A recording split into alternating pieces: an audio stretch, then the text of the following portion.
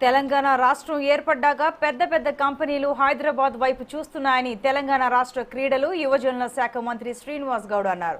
Kukatpally MLA Madhavaram Krishnarao ఆధ్వర్యంలో mega job Mela కార్యక్రమాన్ని ఆయన ప్రారంభించారు.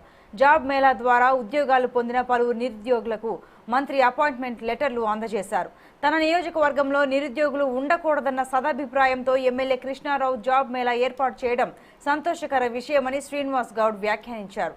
ప్రభుత్వ సహాయంతో 108 కంపెనీలతో చర్చించి 10,000 మందికి ఉద్యోగాలు కల్పించే దిశగా చర్యలు తీసుకుంటున్నట్లు వెల్లడించారు.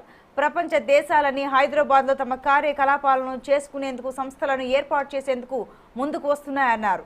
నిరుద్యోగులు అందరూ ఇక్కడ పేర్లు నమోదు చేసుకున్న అనంతరం కూడా కంపెనీలతో తమ ప్రతినిధులు సంప్రదింపులు చేస్తుంటారని తెలిపారు మంత్రి శ్రీనివాస్ గౌడ్. కుకట్పల్లి ప్రాంతంలో చాలా మంది యువకులు ఉన్నారు. యువకులకు ఉద్యోగ అవకాశాలు కలిగించాలా, మీ యూత్ సర్వీస్ ద్వారా జాబ్ మేళా పెట్టాలని చెప్పి వారు అడగడం జరిగింది.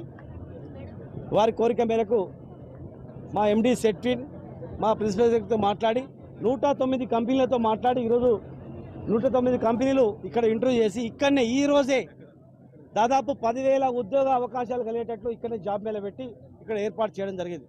ఈరోజు తెలంగాణలో భారతదేశంలోనే ప్రసిద్ధిగాంచిన కంపెనీలన్నీ కూడా తెలంగాణకు వస్తూ ఉన్నాయి, హైదరాబాద్కు వస్తూ ఉన్నాయి.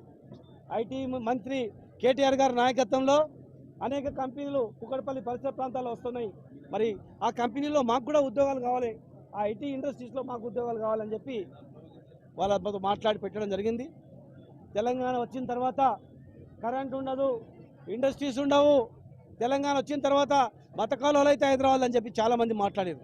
కానీ ఇలా తెలంగాణ వచ్చిన తర్వాత ఏం జరుగుతుంది, ఈ దేశంలో ఎక్కలేనటువంటి అభివృద్ధి కేసీఆర్ గారి నాయకత్వంలో ఏమవుతుందో మీరు కళ్ళారా చూస్తూ ఉన్నారు.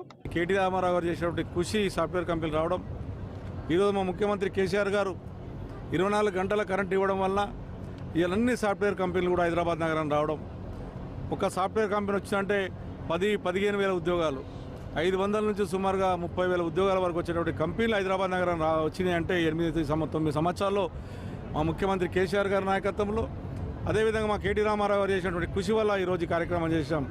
కింది స్థాయి ఉన్నటువంటి నిరుపేదలు చాలామందికి కొంతమంది చదువుకోలేనటువంటి వాళ్ళు ఉన్నారు, అసొంటి వాళ్ళకు ఉద్యోగాలు లేక ఇబ్బంది పడుతూ ఉన్నారు అని చెప్పి వాళ్ళకు కూడా ఈ రోజున కంపెనీలో ఇన్వాల్వ్మెంట్ చేసి ఆడపిల్లలకు కూడా ఉద్యోగాలు లేవని చెప్పి మేము కనీసం ఒక 20,000కైనా సరే 15,000కైనా ఉద్యోగాలు చేసుకుందాం, మాకేం లేవు దొరకట్లేవు అని చెప్తే మేము జాబ్ మేళా